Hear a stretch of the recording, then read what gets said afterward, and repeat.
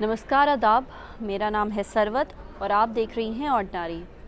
इस बार के लोकसभा चुनाव में शहीद हेमंत करकरे को बहुत याद किया जा रहा है और वो भी ऐसे नहीं, अच्छे सेंस में नहीं, उनके ऊपर काफ़ी छीटाकशी की जा रही है।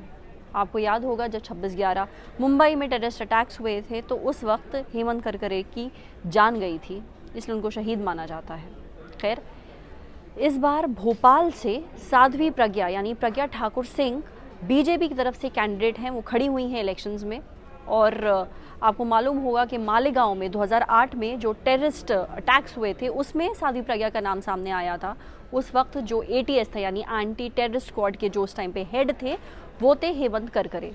उन्होंने ही सारी तफसील से जांच वगैरह की थी और उनकी जो जांच हुई थी उसके बाद ही साध्वी प्रज्ञा का नाम भी सामने आया था, जिसकी वजह से 9 साल साध्वी प्रज्ञा जेल में रही थी।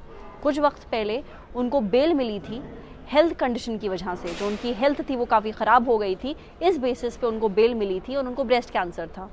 बेल से बाहर आने के बाद साध्वी प्रज्ञा ने बीजेपी पार्टी ज्वाइन कर ली थी और उनको भोपाल से टिकट मिला था इस बार लोकसभा चुनाव के लिए।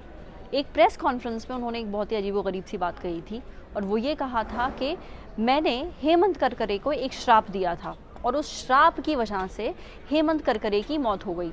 अब इस बयान के बाद काफ़ी ज़्यादा बवाल मचा था ऑपोजिशन की तरफ से भी और आम जनता की तरफ से भी, जिसके बाद साध्वी प्रज्ञा ने अपना बयान वापस ले लिया था, ये कह करके कि मैं कोई भी मौका नहीं देना चाहती हूँ ऑपोजिशन को कि वो मेरी पार्टी के खिलाफ किसी भी तरीके की बात करे, तो मैं अपना बयान वापस लेती हूँ।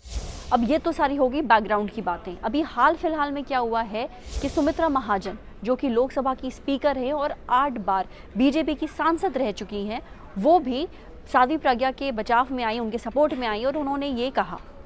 सुमित्रा महाजन कहती हैं, हेमंत करकरे के 2 पहलू हैं। वो शहीद हैं क्योंकि वो ड्यूटी में मारे गए, लेकिन अगर पुलिस अधिकारी के रूप में उनका रोल सही नहीं था तो हम ये कहेंगे। मतलब कहने का मतलब ये है कि अगर हेमंत करकरे एक अच्छे पुलिस वाले नहीं थे तो भले ही वो शहीद हो, पर इस बारे में हम खुलकर बात करेंगे। और हेमंत करकरे के बारे में इस बार बातें इतनी इसलिए उठ रही हैं क्योंकि साध्वी प्रज्ञा अब बीजेपी की तरफ से चुनाव लड़ रही हैं और जो भी मैंने आपको बताया था कि जो भी तफसील से जाँच हुई थी जिसको लीड कर रहे थे हेमंत करकरे, उसकी वजह से ही साध्वी प्रज्ञा जेल गई थी, जहाँ वो 9 साल रही थी। और साध्वी प्रज्ञा ने यह आरोप लगाया था कि 9 सालों में उनके साथ काफ़ी टॉर्चर हुआ था जेल में।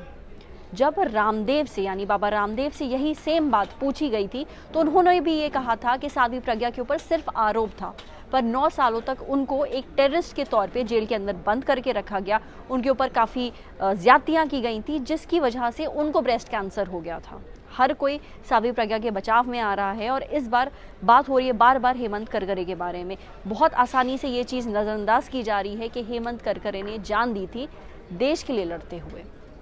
आपकी क्या राय है इस पूरे मुद्दे के ऊपर, हमारे साथ कमेंट सेक्शन में ज़रूर शेयर करिए।